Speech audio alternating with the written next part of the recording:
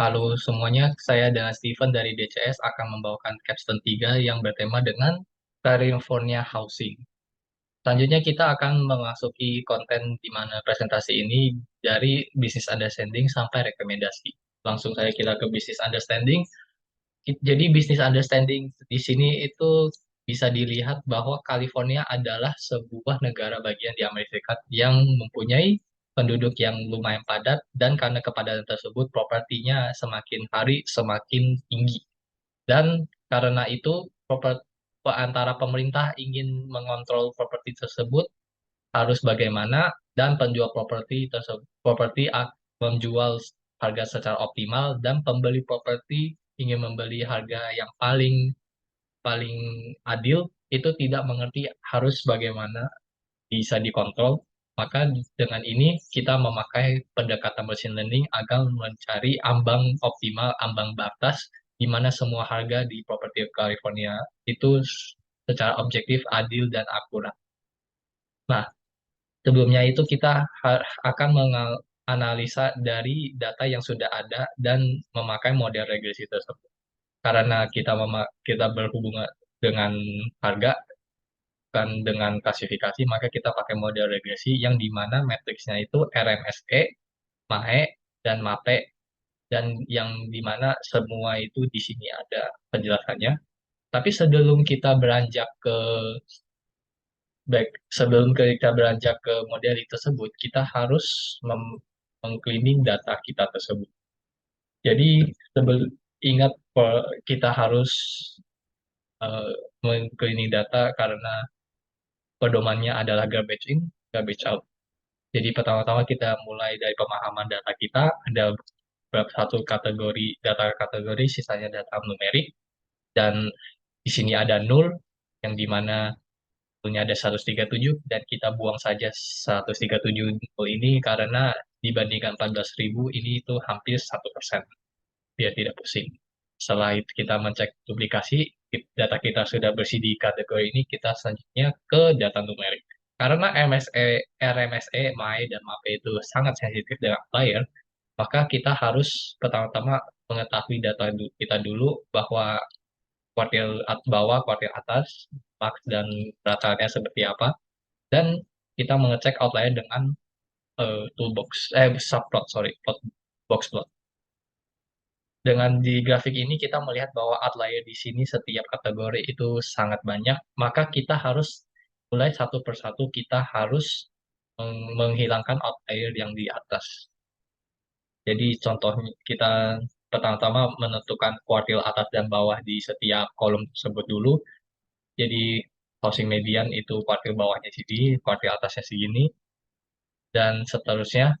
Setelah itu setelah menentukan semua kuartil atas dan kuartil bawah ini kita mengsaringkan semua yang ada di kuartil atas dan kuartil bawah ini dan kita harus melakukan melooping ini di setiap kolom yang ada.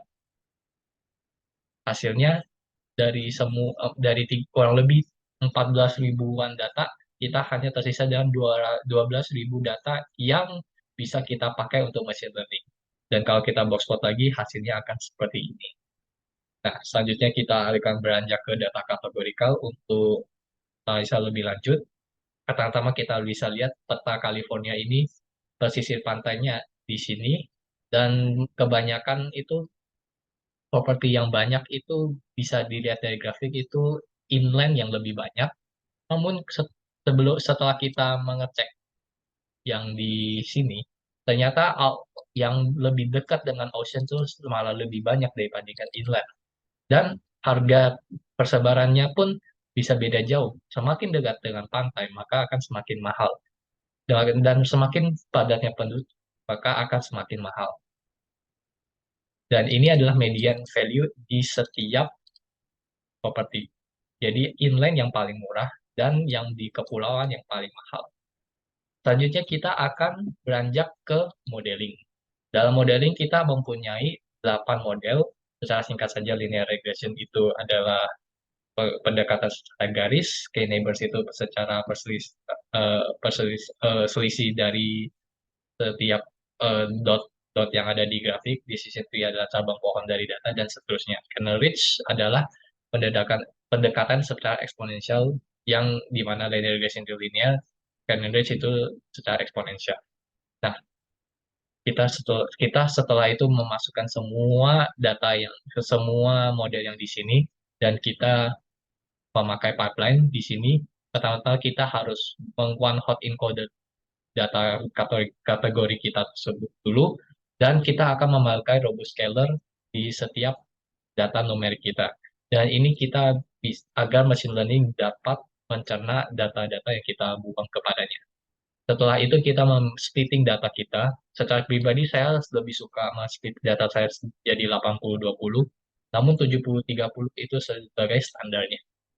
Oke, selanjutnya kita memasukkan semua model yang ada, dan kita menentukan semua rata-rata error RMSE, MAE, dan STB-nya. Setelah pre-processing dan memasukkan kepada data train, dan kita uji kepada data test, dan seterusnya, kita mendapatkan bahwa dari 8 model tersebut, yang paling error kecilnya itu adalah random forest dan XGB regressor. Yang bisa dilihat dibandingkan yang lainnya, misalnya random forest, dia tuh dibandingkan dengan decision tree atau KNN itu lebih dikit errornya, apalagi ketimbang kernel ridge. Jadi dari 8 model kita fokus kepada dua data ini saja.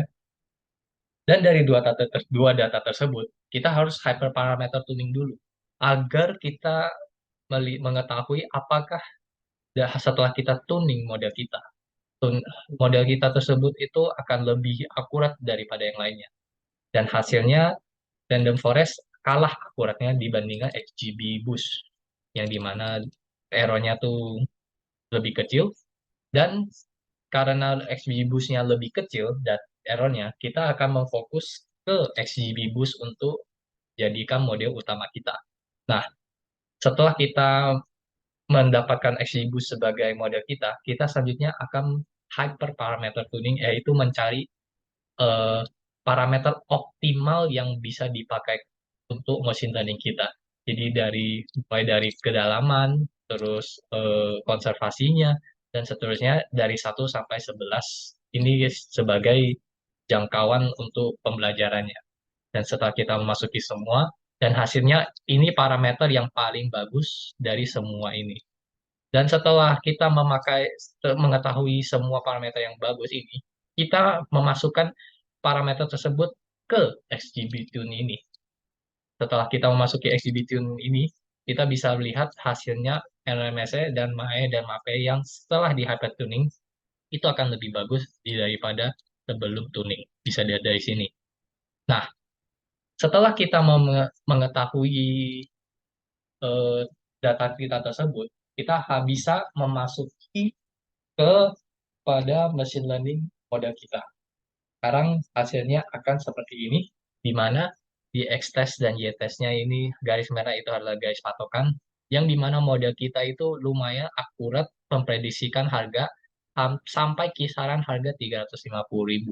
Karena mungkin antara datanya kurang banyak kah, atau modelnya kurang tepat kah untuk pemakaian ini masih butuh penjelasan lebih lanjut, tapi secara garis besar kita bisa memakai menghitung memprediksi harga kurang lebih sampai 350.000. Selain dari pendekatan model yang kurang juga, ada beberapa faktor yang tidak dapat di data tersebut. Contohnya, pen- contohnya jalan jarak antara sekolah kah atau rumah sakit kah. Jadi selisih dari error tersebut itu belum tentu bisa kita telusuri. Jadi dari konklusinya, data yang diberikan ini tuh termasuk out to date banget, dan hampir 30 tahun out to date. Kalau ingin membandingkan harga tahun 1990, yang di mana harganya yang hanya untuk yang dekat pantai, itu kurang lebih yang paling mahal 400.000 saja ya. Kalau kita memakai data California Housing yang pada tahun 2023, itu perbedaan harganya tuh hampir 2 kali lipatnya. Bisa dilihat dari sini, ada yang hampir 1 miliar harganya. Jadi Dari contoh dari data tersebut, pendekatan dasar tersebut, perbedaan 30 tahun itu hampir melesat perbedaannya. Kedua, data yang diberikan kalau ingin stakeholdernya itu pemerintah kurang komplit karena instansi pemerintah, jarak instansi pemerintah, misalnya kantor polisi atau kantor pemadam kebakaran, itu jarak antara propertinya itu tidak di dalam data ini tersebut. Jadi ini masih kurang akurat juga.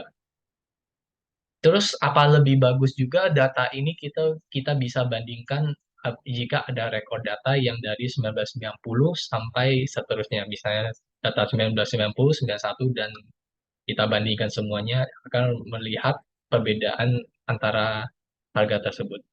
Nah, setelah dari semua ini, rekomendasi yang saya bisa ambilkan adalah pengambilan data yang up to date agar analisa yang lebih tepat dan penambahan faktor-faktor lain jika stakeholdernya itu pemerintah. Jadi seperti jarak antara pemadam kebakaran, rumah sakit, sekolah, dan lain-lainnya dengan properti, itu pemerintah. Dan kalau stakeholdernya adalah agen properti, itu kalau semakin jauh dari pesisir pantai, maka propertinya akan semakin murah. Ini bisa menjadi patokannya. Karena di feature importance ini, yang paling penting dalam harga di California itu ocean, kedekatan pantai dan properti. Nah, dan kalau stakeholdernya adalah orang awam yang hanya ingin membeli properti, maka ia harus menjauhi semua pesisir pantai dan lebih baik itu semakin ke utara semakin bagus karena harganya ketimbang lebih murah. Bisa dilihat dari sini, harus harus menjauhi pantai. Oke, dan kalau ada room dan lainnya, kalau ingin mengetahui prediksi harga yang ada, itu tinggal dimasukin ke data frame dan langsung menjalankan mesin learning saja. Itu saja dari saya, sekian dan terima kasih.